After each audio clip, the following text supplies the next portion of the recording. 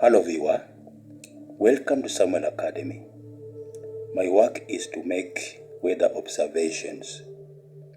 I am a meteorological observer and I've done this work for a long period of time, so I have a very wide experience in weather observations. In this video, I want to look at the average weather over Nairobi. Nairobi is a city in Kenya, in Africa. I'll start by looking at temperature and rainfall. We can see in this diagram that Nairobi experiences highest temperatures around February and March, and also around September and October. And we can recall that the sun is usually over the equator around that time, that is in March and September.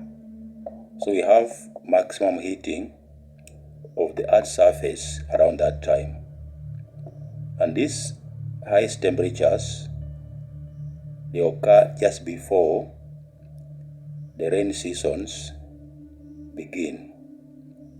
So you can see that in this diagram, we can see that we have two rain seasons, the long rains and the short rains. The long rains take place between March and May, as we can see in this diagram, and the short rains take place between October and December.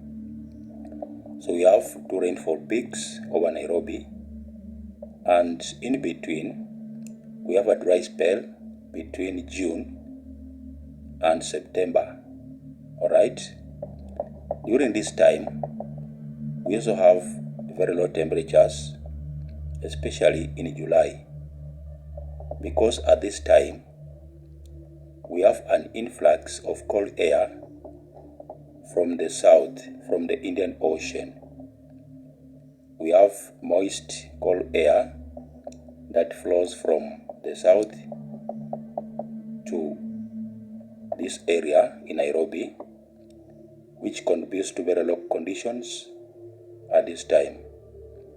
We also have increased cloudiness during this period.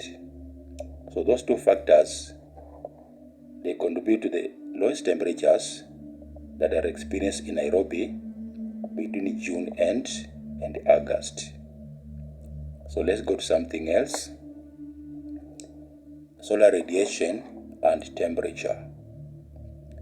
So we're looking at the intensity of solar radiation and temperature, how they vary over Nairobi. From this diagram, we can see that this blue graph is for temperature, and as we have seen before, temperature is highest over Nairobi around March and around October. During this time, the intensity of solar radiation is also highest. Okay, so the highest temperatures around this time is basically because of the high intensity in solar radiation. This is a period of maximum heating, alright, when the sun is overhead in March and in September.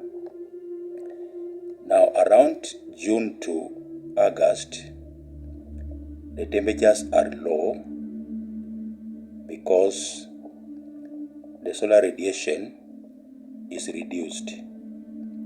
Why? Because at this time we have increased cloudiness, alright, between June and August. So that also contributes to the low temperatures in July, apart from the cold, moist air that comes from the south. Alright, let's proceed. Wind speed and wind direction. From this diagram, we can see that wind speed is lowest around July, right? We experience calm conditions around July, between June and August, all right? And at this time, the wind direction is basically southerly. We can see in this diagram, in July, the bearing of the wind is about 180 degrees, which means that the wind is coming from the south, from the Indian Ocean. And this air is very cold, is moist and cold, because at this time, the southern hemisphere is experiencing winter conditions. So the wind from the south is cold and moist. On reaching Nairobi, it contributes to the low temperatures that are experienced in Nairobi at that time. Now this low wind speed is because of the effect of the Mascarene high, which is a high pressure center, and it has a characteristic of having calm conditions and clear skies. Okay, so these calm conditions are felt in Nairobi. We have very low wind speed because of the Mascarene high. Next, we have relative humidity and temperature. The blue curve is for temperature and the other one is for humidity. We can see that the two variables, temperature and humidity, they are inversely proportional, all right? And we can see that from this diagram, when temperature is high, humidity is low, and when temperature is low, humidity is high, and so on.